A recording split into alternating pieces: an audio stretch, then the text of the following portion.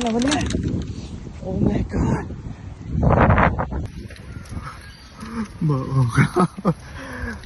ในเวเตอร์บอกว่าแค่ลมแรงตอนนี้ฮะ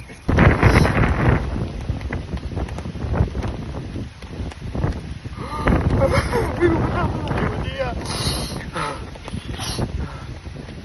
ดูเสื้อดิ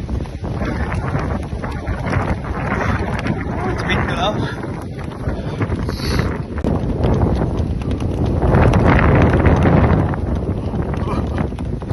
เป็นนักกอล์ฟตอนนี้เป็นผู้ประสบภัย